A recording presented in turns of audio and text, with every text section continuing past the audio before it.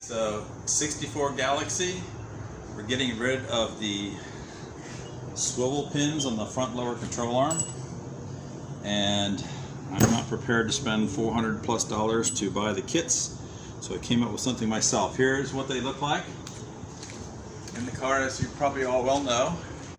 Here's the dreaded swivel hinge. There you go. And this is what it looks like after I'm done.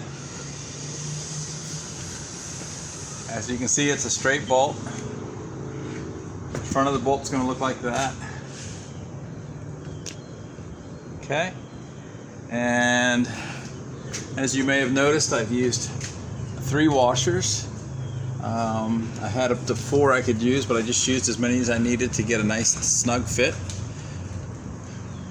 So it's pretty much mirrored like the rear of the control arm setup from the factory. So you have no swivel, you gain a little bit of caster, and the camber doesn't move around, and you'll actually have a toe that is set and stays set. Here's what the kit looks like.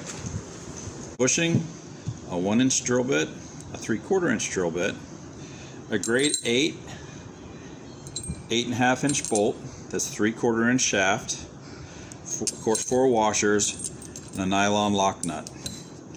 So at this point, this is all you need to do one side. I already did, of course, the other side, so that kit's gone.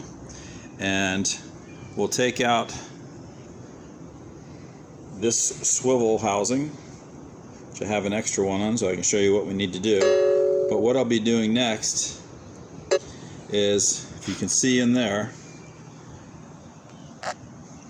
I'm going to take off this end, and probably what I'll do is either get my pneumatic chisel or just a hand chisel and just put it through there and pound out this plate right here. It'll look like this when I'm done. And this is the piece that we'll be taking out. This is from the first side I did. So I normally unscrew the Zerk fitting so that the punch has a place to land and stay put, and then we just either burp it out with a pneumatic chisel or hand chisel. And I'll show you when I knock this one out. There, stop. Go. Okay, so we knocked out the end. You can see it's packed full of grease where you can't get to normally. We're going to clean all this out and get it ready to accept the new bolt. Okay, so you can see I got it cleaned up, ready to get ready for the bushings.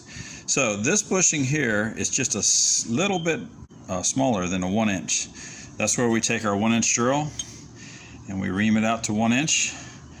Down to about where you can see the bottom. I don't know if you can see it without a flashlight, but down to the bottom of the bushing. I don't know if you can see that or not. And then we'll press in our bushing. You can use a block of wood and a hammer or on something solid, or you can just use a press, whichever, it goes right in. And then we'll work on the other side.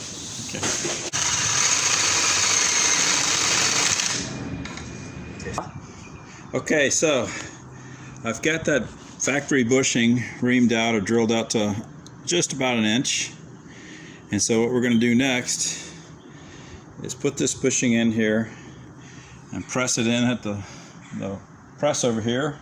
Maybe we'll just try and knock it in with a block of wood and a hammer. We'll see. Oh. Alright, so we're going to try something different here. I'm just going to try to hit it with a rubber mallet because it's not that tight of tolerances. And that's it. It's in. And so the reason we did this end first is that original bushing is going to be a little off center, probably, just a scunch. And so when I drill this bushing out to 3/4 of an inch, because it's just a little tighter than that, I'll use this one as a template hole and just bring it right through, and it'll open up this bushing right here 3/4. So I'll have 3/4 bronze here and 3/4 bronze there. Let's get doing that. Oh. Okay, so now we'll run the 3/4 inch drill through the bushing we've already installed, and that will bore out the bushing here that's just under 3/4.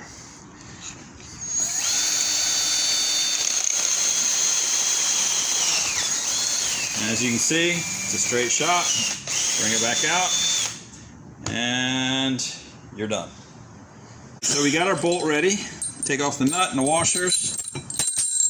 And as it should go straight on through, and it does. I like that it's tight like that, so it's not too wobbly. Also, Any concerns about this bushing backing out or anything, you can put the rest, because when we install this on the car, it's going to be frame, spacer, washers, however we need. The other side needed 3, and then the control arm will go here, and as you pull them together with the nut, obviously it'll keep this bushing in place, and this will be landed like the other one. So let's get started. So anyway, something I wanted to point out and make more clear is that the reason we put this bushing in first before we drill this out is because this bushing that was in originally is a little off center when it's worn on most of them, because they sit down or up or whatever. And using this as a pilot hole for the drill will make sure that this is perfectly in line with that, so that you'll be able to slip this in all the way. Before it went about this far, and this is another thing I wanted to point out, it went about that far and stopped. You want to make sure there's no burrs on the bolt. This one had a little burr on it, and I took it off. Now it doesn't seem like much, but when you got steel against bronze, that'll just chew this up a bit. So I should have caught that before I put it in there. So anyway, now it'll go right in and land down without much force, and you want it nice and tight like that. So